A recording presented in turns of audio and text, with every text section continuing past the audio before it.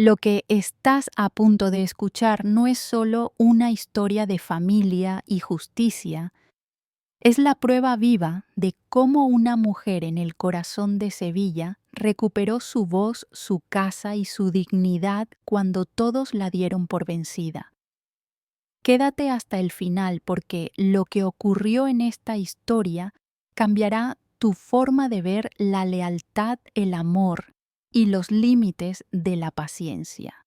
Si alguna vez has sentido que te tratan como una extraña en tu propio hogar, esta historia es para ti. Dale, me gusta, suscríbete al canal y quédate conmigo hasta el final porque lo que descubrirás te estremecerá. Volví a casa después de 3 semanas en Córdoba, donde había acompañado a mi hermana Lupita en sus últimos días. El tren me dejó en Santa Justa al caer la tarde. El aire olía a azahar y a humo de leña. Caminé lentamente por la calle Pureza hasta llegar a mi casa en Triana, aquella donde había vivido más de 30 años, donde aún resonaban las risas de mis nietos y el canto de los vecinos que se escuchaba desde los patios. Pero esa tarde algo se sentía distinto. Frente a mi puerta vi una pila de cajas, mis cajas, mi vajilla envuelta en papel de periódico, mis fotografías de familia, incluso las plantas que cuidaba en la terraza. Todo amontonado junto al portón como si la casa misma me escupiera hacia la calle.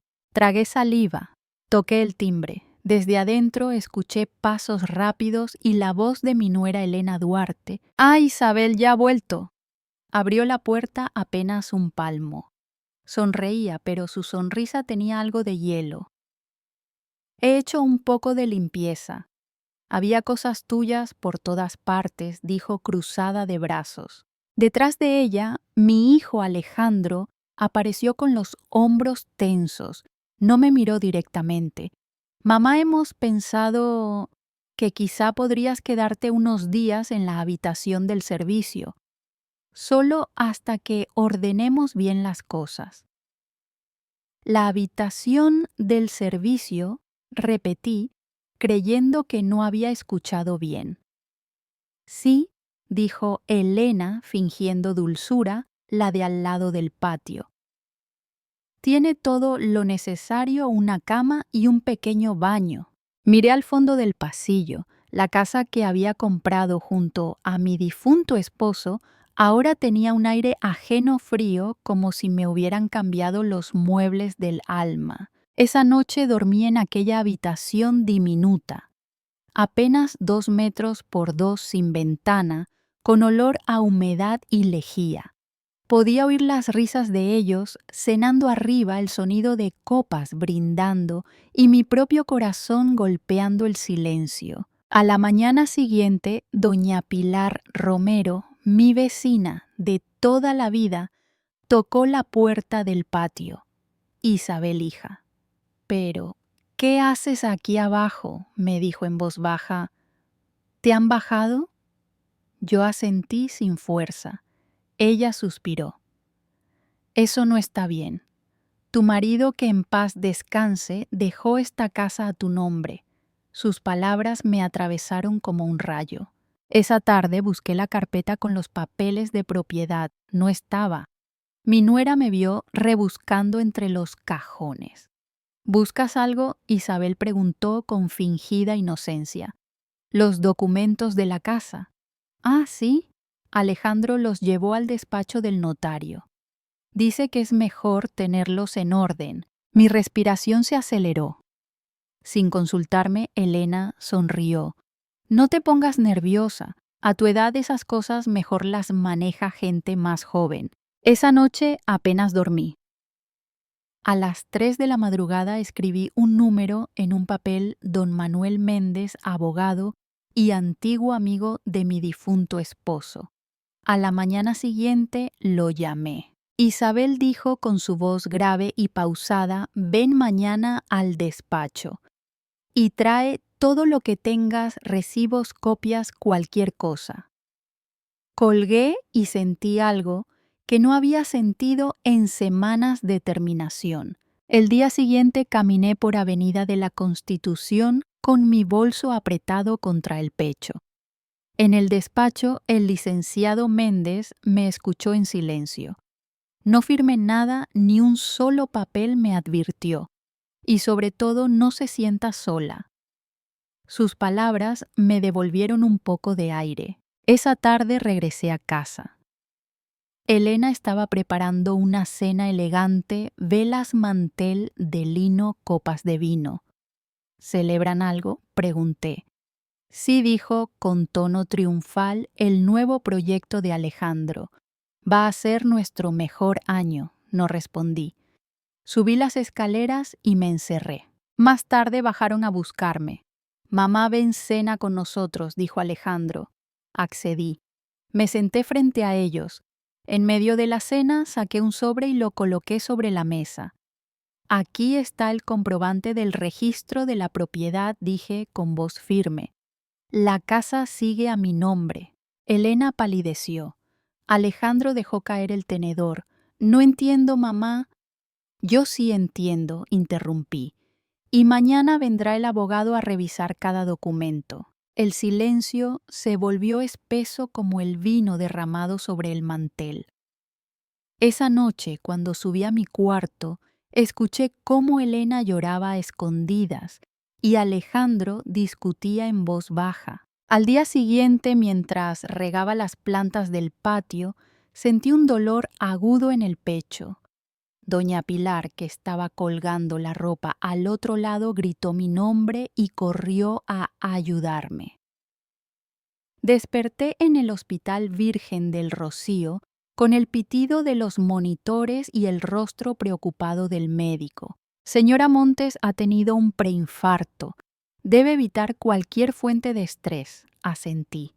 Sabía perfectamente a qué fuente se refería. Pasé 3 días ingresada. Ninguno de ellos vino a verme. Solo doña Pilar apareció con una bolsa de naranjas y una flor de bugambilla. Esto te dará fuerza, me dijo. Al regresar a casa decidí actuar. Llamé al licenciado Méndez y firmé la orden para bloquear cualquier movimiento de la propiedad. Luego subí a mi cuarto, abrí el armario y comencé a empacar. Esa noche, antes de irme, dejé una nota sobre la mesa del comedor. Gracias por recordarme que la dignidad no se mendiga, se recupera. Tomé un taxi hasta un pequeño apartamento que me ofreció una amiga. Cuando el vehículo arrancó, miré por la ventanilla, el reflejo de la Giralda se perdía en el cristal. Y supe que, aunque me marchaba sin nada, me llevaba lo más valioso, mi voz, mi fuerza y mi libertad. Lo que estás a punto de escuchar no es solo una historia de familia y justicia, es la prueba viva de cómo una mujer en el corazón de Sevilla aprendió que la dignidad puede perderse en silencio, pero también puede recuperarse con una sola decisión.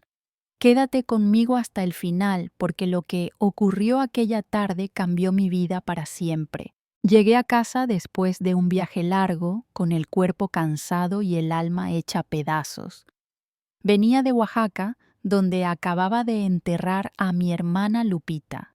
6 meses de lucha contra un cáncer que no perdonó ni los rezos ni las lágrimas. Todavía llevaba el vestido negro del funeral pegado a la piel. Todavía sentía el olor a tierra húmeda, a flores marchitas, a despedida. Cuando abrí la puerta de mi casa, o mejor dicho, de la casa que alguna vez fue mía, el corazón se me detuvo. Todas mis cosas estaban tiradas en el jardín, ropa, zapatos, fotografías, el rebozo de mi abuela, los documentos de mis hijos, todo esparcido entre las bugambilias que yo misma había sembrado. Me quedé paralizada. El bolso se me cayó de las manos. ¿Qué es esto?, susurré. Entonces apareció Elena, mi nuera. Llevaba un vestido nuevo, el cabello recién peinado, las uñas rojas, la sonrisa perfecta de quien nunca ha conocido el cansancio. ¡Ay, suegrita! dijo con esa dulzura falsa que usaba cuando quería herirme sin ensuciarse las manos. Decidimos hacer una limpieza profunda. Esas cosas viejas ya no servían. Cosas viejas, repetí despacio. Elena, eso era mi vida. Ella sonrió. Lo sé. Pero necesitábamos espacio. El cuarto que usabas será ahora el del bebé. ¿No te lo dijo Alejandro? Estoy embarazada de 3 meses. Esa frase cayó como un golpe en el estómago. Embarazada. Y me enteraba así entre mis recuerdos, tirados como basura. Necesité unos segundos para respirar. Quiero hablar con mi hijo, dije con la voz quebrada. Está trabajando, pero no te preocupes, te hemos preparado un lugarcito, ven, te lo enseño. Me tomó del brazo y me llevó a la parte trasera de la casa hacia el pequeño cuarto de servicio. Abrió la puerta y sonrió como si me mostrara un hotel. Aquí puedes quedarte. Es chiquito, pero suficiente. Solo necesitamos que seas discreta. Con el bebé en camino no queremos estrés. El cuarto olía a humedad. La cama era una plegable con un colchón manchado. Una ventana diminuta daba a un callejón oscuro. Algo dentro de mí se quebró, pero algo profundo se encendió. ¿Sabes qué, Elena?, dije despacio con una calma que ni yo conocía. Tienes razón, es hora de limpiar, pero esta vez voy a empezar por lo que realmente no me sirve. Ella frunció el ceño. ¿Qué quieres decir? Ya lo verás. Saqué mi celular, busqué un número guardado hace años. Licenciado Méndez. Buenas noches, licenciado, susurré. Mañana necesito verlo. Es urgente. Colgué. Elena ya no sonreía. Yo sí. Por dentro una voz me decía, esto aún no ha terminado. Esa noche sola en el cuarto húmedo, abrí la maleta que había traído de Oaxaca. Entre la ropa negra del funeral, encontré algo que no recordaba haber guardado, una carta de mi hermana Lupita. El sobre tenía su letra temblorosa. Carmen, si estás leyendo esto, ya no estoy ahí. Pero quiero que recuerdes algo. No permitas que te borren, ni los hijos, ni las nueras, ni el miedo. La casa puede perderse, el dinero también, pero la dignidad es lo único que nadie puede quitarte si tú no la entregas. Vive con la cabeza en alto. Te quiero, hermana. Las lágrimas me nublaron la vista. Era como si Lupita me hablara desde algún lugar entre la tierra y el cielo, empujándome a no rendirme. Doblé la carta con cuidado y la guardé en el bolsillo del pecho. Esa carta iba a ser mi amuleto, mi escudo, mi recordatorio de que aún tenía fuerza. Pasé la noche en vela. Escuché cuando mi hijo llegó pasadas las 11, cuando la puerta principal se cerró, cuando las risas de Elena llenaron el pasillo. Esperé. Pensé que vendría a verme. No lo hizo. A medianoche salí descalza y toqué la puerta de su habitación. Alejandro, susurré, necesito hablar contigo.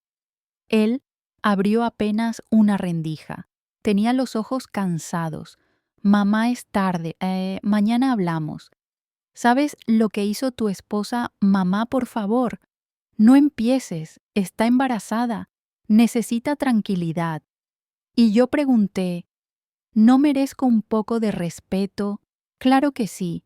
Pero entiende ella, ahora es mi familia. La puerta se cerró, y con ese golpe suave sentí que una vida entera se me cerraba también. Volví al cuarto de servicio. La carta de Lupita seguía en mi pecho. Me miré en el pequeño espejo roto sobre el lavadero. Por primera vez en años no vi una madre ni una suegra. Vi a una mujer que había olvidado quién era, y esa noche, frente a ese reflejo, juré recuperarme. Porque si algo me quedaba claro, era esto: me podían quitar la casa, el dinero, los recuerdos, pero no mi voz. Respiré hondo y sonreí levemente. Gracias, Lupita, murmuré. Y en ese suspiro nació la mujer que iba a cambiarlo todo. Si alguna vez has sentido que te hacen a un lado, que te tratan como si no contaras, recuerda esto: a veces la vida te encierra en un cuarto oscuro para obligarte a encender tu propia luz. Si esta historia tocó tu corazón, dale me gusta y suscríbete para seguir escuchando más historias de mujeres que se negaron a rendirse. A la mañana siguiente, el sol de Sevilla entraba por la ventana del cuarto de servicio como una daga.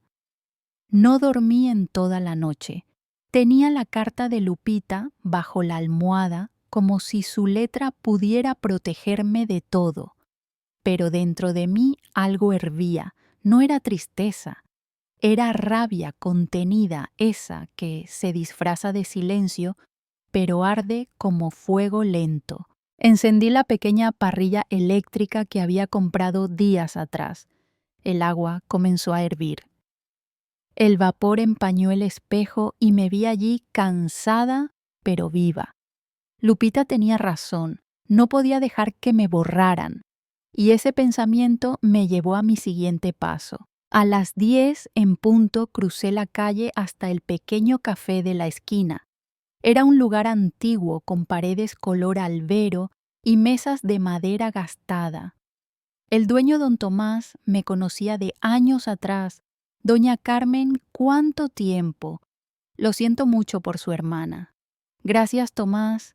Solo quiero un café y algo de silencio. Me senté junto a la ventana. Afuera, la vida seguía como si nada: turistas, coches, un violinista tocando una copla vieja. Pero en mi interior todo se había detenido. Saqué mi teléfono y comencé a revisar los correos viejos buscando algo, una pista, una señal de lo que estaba ocurriendo con mis cuentas. Y entonces, sin querer, abrí una carpeta que no recordaba tener. Llevaba el nombre de Lupita, notas de voz. Mi corazón dio un vuelco. Toqué reproducir. La voz de mi hermana, débil pero firme, llenó el aire. Carmen, si estás escuchando esto es porque algo no anda bien. Antes de enfermarme me llamó tu hijo. Me pidió consejo. Decía que su esposa lo presionaba, que necesitaban dinero que tú no entenderías. Ten cuidado con ella, hermana. Esa mujer tiene la sonrisa dulce y las manos frías. El café se me atragantó. Miré a mi alrededor, pero el mundo seguía igual. Solo yo estaba ardiendo por dentro. Elena, mi nuera, la que fingía cariño, la que me había sacado de mi propia casa, ya estaba planeando todo, incluso antes de mi viaje a Oaxaca. La rabia me tembló en las manos, pero también me dio claridad.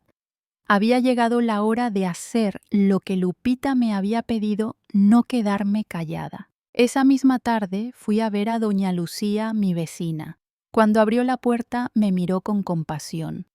Ay, Carmen, te he visto desde la ventana, no has dormido, no, Lucía, y no voy a hacerlo hasta saber la verdad. Me invitó a pasar. Su cocina olía a pan recién hecho y a café tostado. Olía a hogar, a lo que mi casa había dejado de ser. Dime la verdad, Lucía, le pedí. ¿Has notado algo raro estos meses? Ella bajó la mirada. No quería meterme, pero sí. Tu nuera ha vendido cosas de la casa, los muebles antiguos, las lámparas, hasta la máquina de coser de tu madre. Que se me escapó un grito ahogado. Y eso no es todo. Vi salir a un hombre varias veces mientras tú estabas en Oaxaca. No era tu hijo. El silencio cayó sobre nosotras como plomo. Un zumbido me llenó los oídos. Elena no solo me había robado el dinero, estaba jugando con todo, con la casa, con mi hijo, con mi historia. Respiré hondo. Gracias, Lucía, dije. Me acabas de abrir los ojos del todo. Esa noche regresé a la casa. No lloré, no grité, solo observé cada rincón con una calma helada. Había pasado del dolor a la estrategia, y en ese silencio entendí algo: no estaba sola. Tenía a Lupita a su voz, a su carta, y tenía la verdad. Tomé mi libreta de notas y escribí 3 palabras en la primera página: historias de venganza. No porque quisiera destruir a nadie, sino porque necesitaba justicia.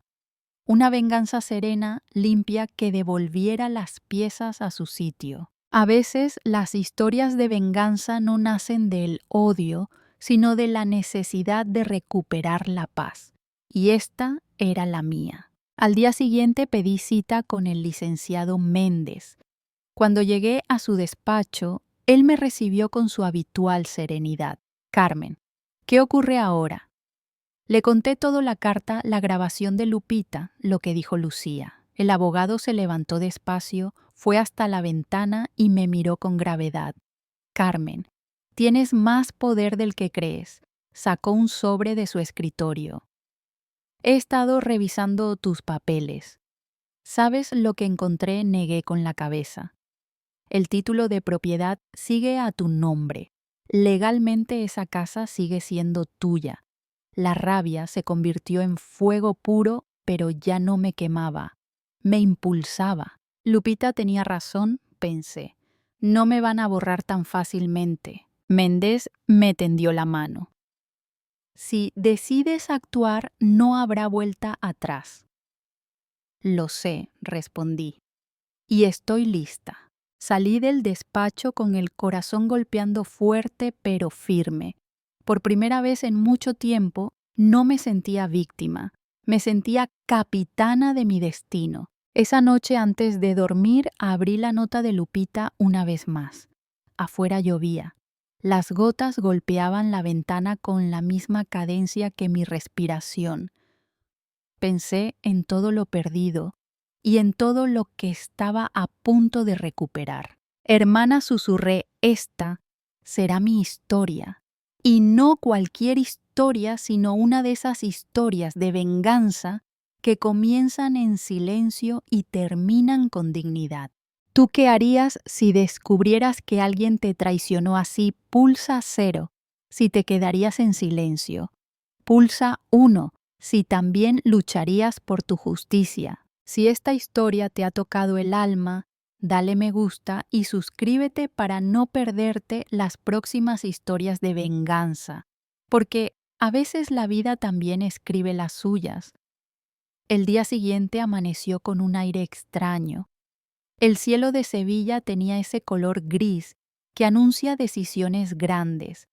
Tomé mi bolso, mis papeles y la carta de Lupita, mi escudo invisible, y salí rumbo al despacho del licenciado Méndez. Cada paso sobre la acera resonaba como una declaración. No iba a llorar más, iba a actuar. Al llegar, Méndez me estaba esperando con una carpeta abierta. Carmen, he revisado todo. Hay algo más que deberías ver. Me señaló una firma en los documentos del préstamo que Elena había hecho a escondidas. Esto, dijo, es falsificación y bastante torpe además. Me quedé mirando el papel. Las letras de mi nombre estaban torcidas, demasiado redondas. Ella imitó mi firma, susurré. Sí. Y eso nos da un punto de partida legal. Méndez levantó la vista y me habló despacio. Pero hay un problema. El notario que validó este documento es viejo amigo de tu esposo. Su nombre es Rafael Hidalgo. Si logras que él confirme que nunca vio tu firma, podremos abrir un proceso judicial sólido. Sentí que el corazón me latía en las sienes.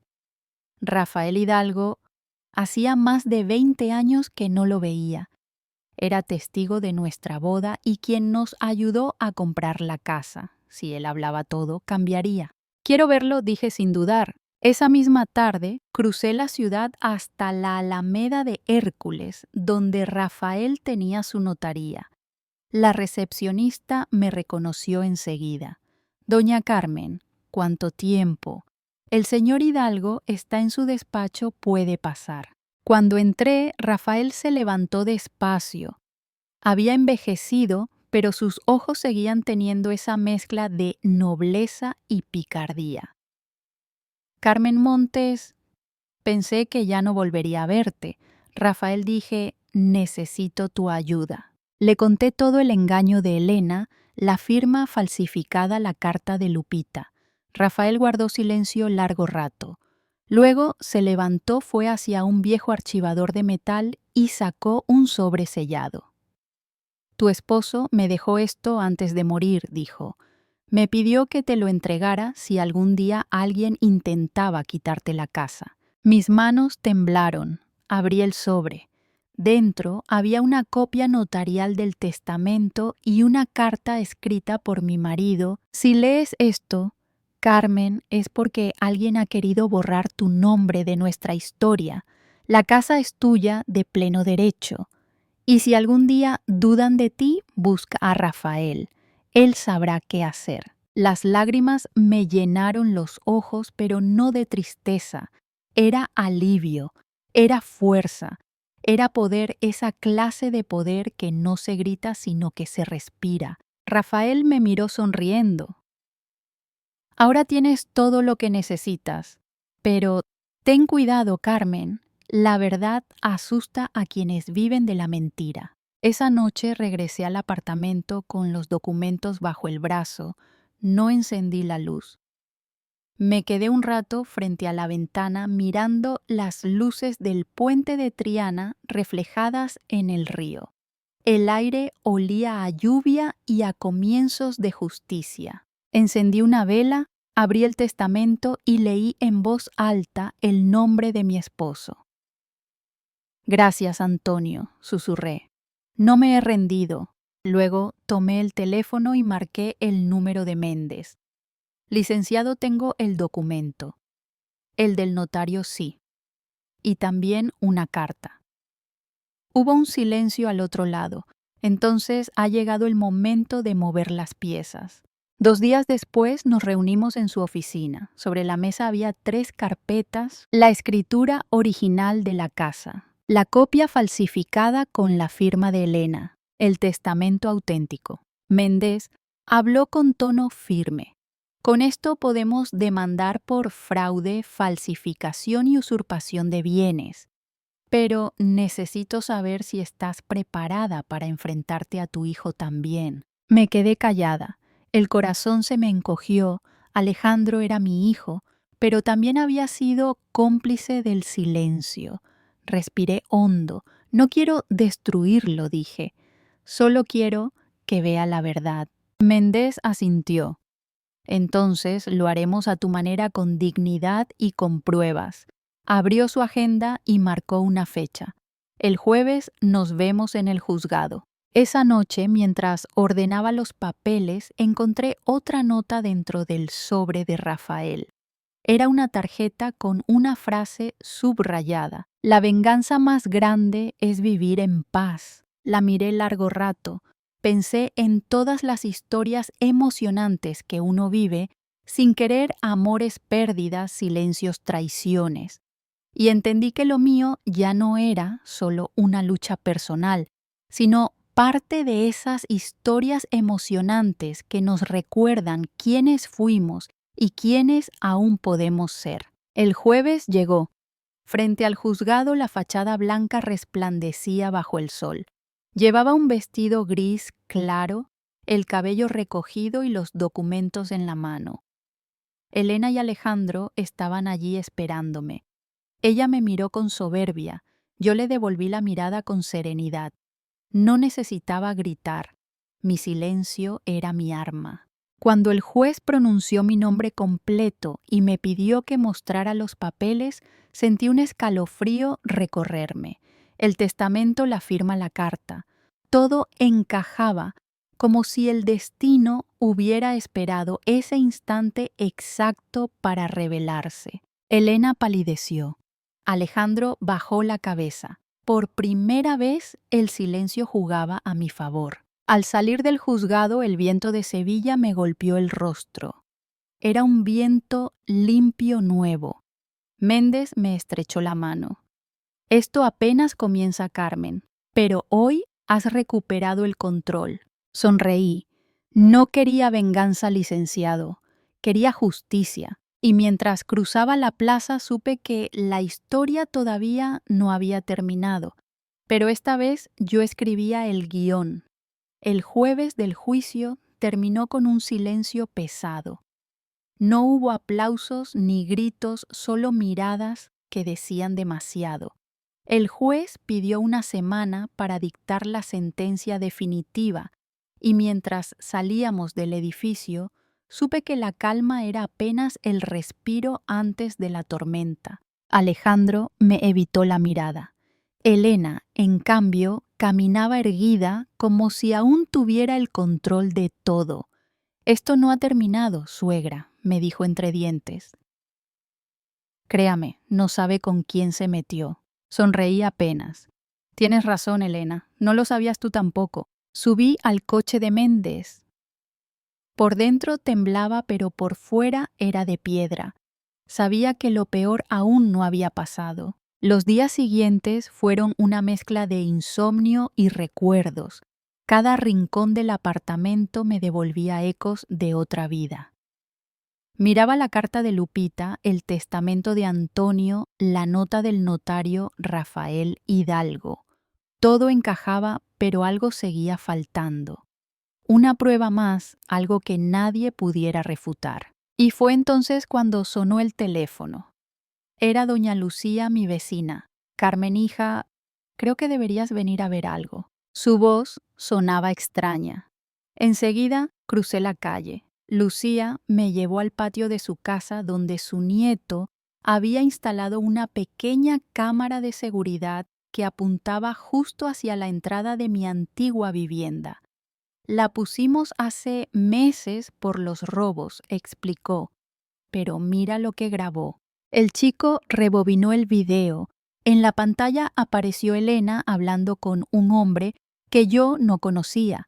Tenía una carpeta en la mano. Se la entregaba a él, firmaba unos papeles y luego le daba un sobre con dinero. Lucía me miró con horror. «Eso fue 2 días antes de que volvieras de Oaxaca. Elena vendió algo o alguien». Sentí cómo la sangre me hervía en las venas. Ahí estaba la prueba definitiva. La mentira tenía rostro, voz y fecha, y esa imagen valía más que 1000 palabras. Esa noche, el cielo de Sevilla se cubrió de nubes negras. Comenzó a llover con furia. Los relámpagos iluminaban el río como cuchillos de luz. No sé qué me impulsó, pero tomé el paraguas y salí. Tenía que verla. Tenía que decirle en la cara todo lo que me había callado. Caminé hasta la casa. La puerta estaba entreabierta. Entré sin avisar. El sonido de la televisión y el aroma a vino caro llenaban el ambiente. Elena estaba en el salón, sentada en el sofá con una copa en la mano. «Otra vez usted», dijo sin levantar la vista. «¿Viene a celebrar su pequeña victoria?». No respondí. Saqué del bolso una memoria USB. «Traigo algo que deberías ver». La conecté al televisor. La imagen apareció en la pantalla. Ella, el hombre, el dinero. El silencio fue absoluto. Solo se escuchaba el trueno lejano como un eco del destino. Elena se levantó bruscamente. «Eso no significa nada», gritó. «No sabes lo que tuve que hacer para mantener esta casa, para sostener a Alejandro». No respondí. «Lo que hiciste fue robar, mentir y manipular». Levanté la voz por primera vez en meses. «Me humillaste. Me hiciste sentir invisible en la casa que construí con mis manos». Elena retrocedió un paso asustada. «No me hables así, vieja loca». Entonces algo dentro de mí estalló. No era rabia, era liberación. Una furia serena, limpia, que llevaba años acumulándose. «No me llames vieja», dije con una calma que la desconcertó. He sobrevivido a cosas que tú no soportarías ni un día. Caminé hacia ella despacio, como si cada palabra fuera un golpe de verdad. Tú crees que ganaste porque me echaste de mi casa, pero te equivocas. Yo perdí un techo, sí, pero tú perdiste tu alma. Elena soltó la copa. Se rompió contra el suelo salpicando vino rojo sobre el tapete blanco. Ese sonido fue el final de todo. Alejandro bajó las escaleras en ese momento. Había escuchado todo. Miró a su esposa, luego a mí, y comprendió sin que nadie dijera una palabra. Es cierto, Elena, ella se cubrió el rostro llorando. Yo solo quería protegernos. Alejandro se apartó. ¿Protegernos de qué si tú destruiste todo? El silencio volvió a llenar la casa. Solo la lluvia golpeaba los cristales. Yo respiré hondo y recogí la memoria USB del suelo. No vine a discutir, dije. Solo vine a cerrar este capítulo. Me giré hacia la puerta. Antes de salir añadí, cuando la tormenta pase, no quedará nada que esconder. Y salí bajo la lluvia. Caminé sin rumbo hasta el puente. El agua me empapaba, pero no me importaba. Por primera vez sentí ligereza. Ya no era la mujer humillada ni la madre herida, era la que había sobrevivido a la tormenta. Desde lejos se oía el tañido de las campanas de la catedral. Cada repique era una afirmación: sigo viva, sigo en pie, sigo siendo yo. Esa noche escribí en mi diario: hay tormentas que no destruyen, limpian. Hoy dejé atrás el miedo, hoy empezó mi paz. Cerré el cuaderno, apagué la luz y sonreí. Por fin comprendí lo que decía Antonio en su carta. La venganza más grande no es hacer daño, es volver a dormir tranquila. Si alguna vez has tenido que enfrentar tu propia tormenta, dime una cosa: pulsa 0 si alguna vez callaste por amor. Pulsa 1 si alguna vez gritaste para salvarte. Gracias por acompañarme en este viaje. Nos vemos en la próxima parte, donde descubrirás cómo después de toda tormenta siempre llega la calma. La tormenta había pasado. Esa noche dormí por primera vez sin sobresaltos. El sonido de la lluvia sobre los tejados de Triana se transformó en un arrullo que me devolvió el sueño. A la mañana siguiente, el sol entraba por la ventana del apartamento y todo parecía distinto: el aire, la luz, incluso el silencio. El juicio definitivo sería al día siguiente. No sentía miedo, sentía calma. Era una serenidad nueva, profunda, como si por fin mi alma respirara sin permiso de nadie. Preparé mi ropa con cuidado, un vestido gris perla, el mismo que había usado el día de mi boda con Antonio. Era mi manera de decirme, que los finales también pueden tener belleza. Al llegar al juzgado, el licenciado Méndez me esperaba con una sonrisa leve. Hoy será un día justo, Carmen me dijo. Pase lo que pase, usted ya ganó. Tenía razón. El juicio no era ya una batalla, sino una liberación. El juez escuchó los argumentos con paciencia. El video, los documentos, el testamento, todo estaba sobre la mesa. Elena permanecía inmóvil con la mirada perdida. Alejandro, en cambio, no podía levantar los ojos del suelo. Su rostro tenía el cansancio de quien finalmente comprende demasiado tarde. Cuando el juez pronunció la resolución, un silencio reverente llenó la sala. El tribunal declara a doña Carmen Montes de la Vega como única propietaria del inmueble y a la señora Elena Duarte culpable de falsificación de firma y fraude. La justicia al fin había hablado. Pero yo no sentí euforia, solo una paz tan honda que me dolía. Elena rompió a llorar. Su voz tembló. No era mi intención destruir nada, solo tenía miedo de perderlo todo. Por un instante, vi a la muchacha que alguna vez fue y comprendí algo: el rencor también esclaviza a quien lo carga. Me acerqué despacio. Elena, no puedo perdonarte por lo que hiciste, pero sí puedo desearte que encuentres tu camino. Ella me miró sorprendida. No me odia, el odio es una cadena, hija. Yo ya aprendí a soltarla. Salimos del juzgado. El cielo estaba claro y las bugambillas de la plaza brillaban con el color de la esperanza. Alejandro se quedó atrás inseguro. Yo sentí su sombra acercarse. Mamá dijo con la voz rota: no hay disculpa que borre lo que hice, pero necesito decirte algo. Sacó del bolsillo un sobre. La escribí anoche. Si puedes, léela cuando estés sola. Asentí. Lo abracé con cuidado como se abraza a un hijo que vuelve de muy lejos. Esa tarde, ya en casa, abrí la carta. Reconocí su letra nerviosa. Mamá, siempre creí que te protegía al callar, pero lo que hacía era esconder mi cobardía. Dejé que otros hablaran por mí y que tú cargaras con todo. No sé si merezco tu perdón, pero quiero empezar de nuevo. He pedido el divorcio. He vendido mi coche y cancelado las deudas de Elena.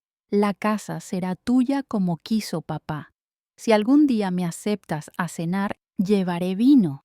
Y silencio. Tu hijo Alejandro, tu hijo. Las lágrimas me corrieron sin ruido, no de tristeza, sino de gratitud. El círculo se cerraba. A veces la justicia llega por mano de la ley y a veces por la humildad de un hijo. Al caer la tarde, invité a doña Lucía a tomar café en la terraza. El aire olía a azahar y la ciudad sonaba viva otra vez. Ella me miró con ternura. ¿Y ahora qué harás, Carmen? Sonreí. Vivir, Lucía, simplemente vivir. Miré mis manos curtidas por los años y la paciencia, y pensé en todas las mujeres que callan demasiado. No quería que mi historia fuera solo una anécdota de dolor, sino una de esas historias que inspiran a levantarse incluso cuando parece tarde. Guardé la carta de Alejandro en una caja junto a la de Lupita y la de Antonio. 3 voces, 3 amores distintos, 3 capítulos de la misma vida. Esa noche, antes de dormir, escribí una última nota en mi diario: he perdonado, y no por debilidad, sino por libertad. Aprendí que el perdón no borra el pasado, lo ilumina, y que la paz no se encuentra, se construye con cada decisión valiente. Cerré el cuaderno y apagué la lámpara. El silencio era distinto, lleno de significado. Desde el balcón las luces del puente de Triana se reflejaban en el río, y pensé que al final esos somos todos reflejos que buscan serenidad después de la tormenta. Al día siguiente Alejandro vino con sus hijos. Traían flores, pan casero y una botella de vino. Nos sentamos en el patio bajo las bugambillas. Los niños reían, el café humeaba, y el pasado parecía desvanecerse como una sombra que ya no tiene fuerza. Alejandro levantó la copa.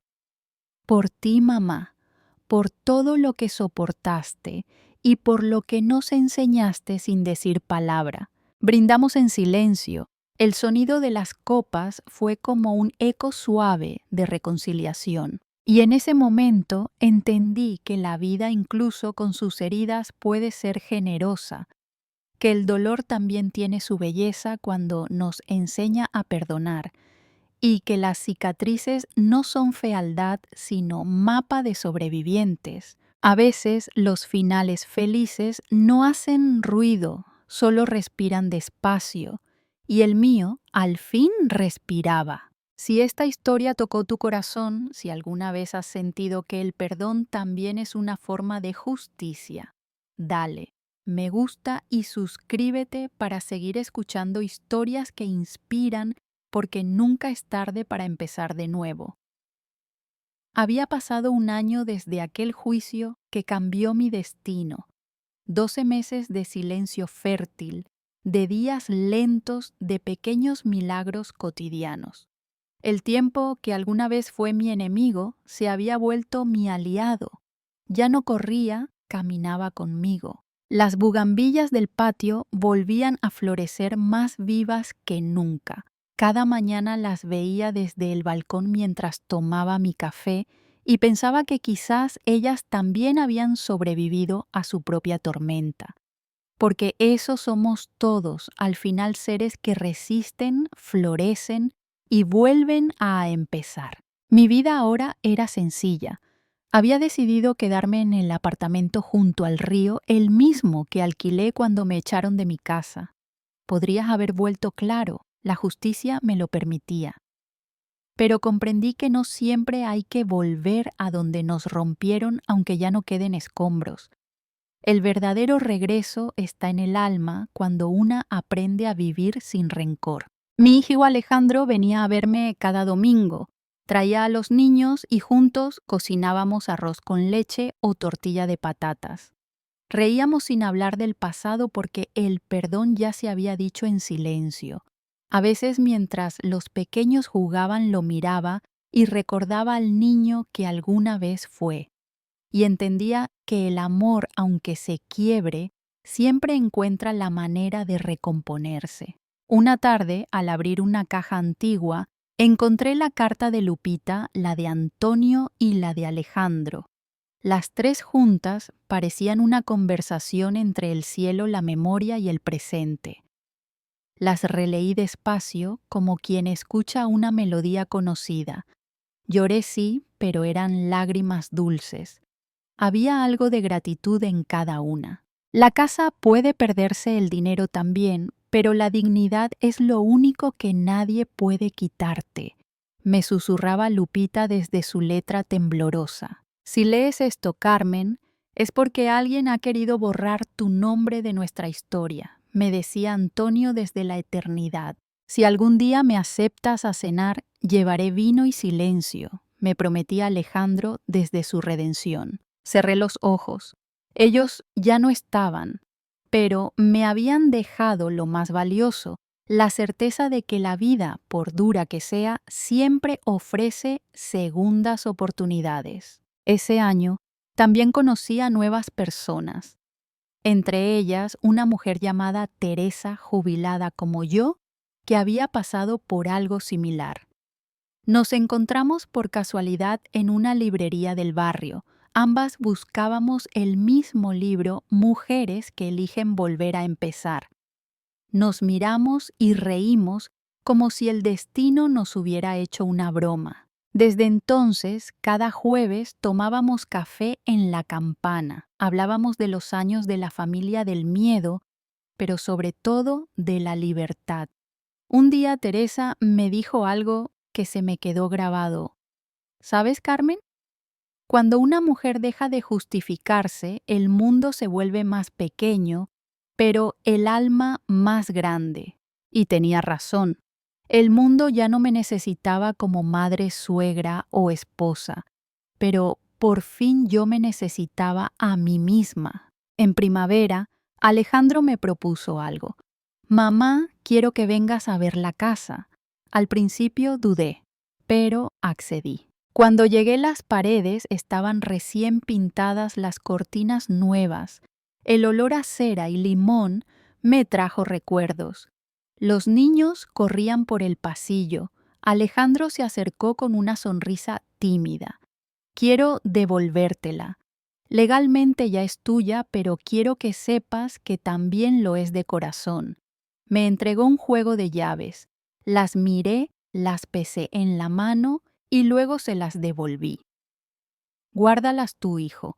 Las casas no son paredes, son personas. Él asintió y me abrazó largo, como quien entiende algo sin necesidad de palabras. Los meses siguientes fueron tranquilos. Planté más flores en el balcón, adopté un gato callejero al que llamé Luz y retomé un viejo hábito: escribir cada mañana.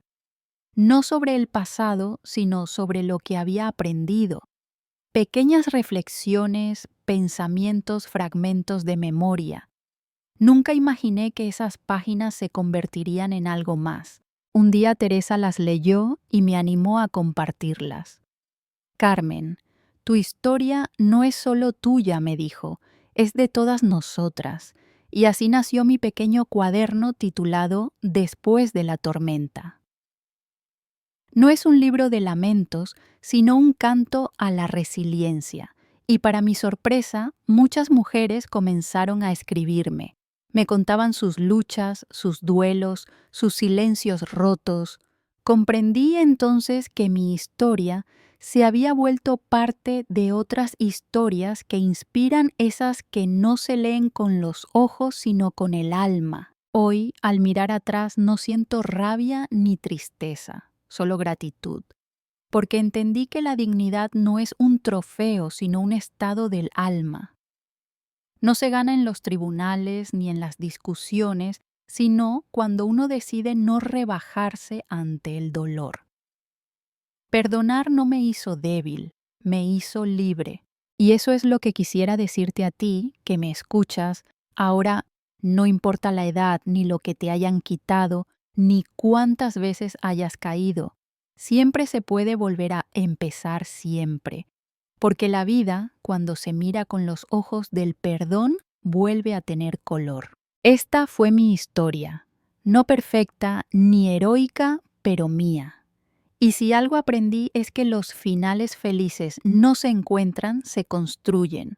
Cada día, con cada decisión pequeña, con cada acto de bondad hacia uno mismo.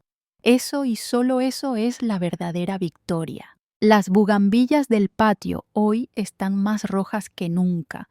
Luz duerme junto a mis pies, y en el aire de Sevilla flota una paz que huele a pan recién hecho y a esperanza. Sonrío, cierro los ojos y susurro. He recuperado mi voz, mi casa y mi paz, y eso no tiene precio. Gracias por acompañarme hasta el final de este viaje.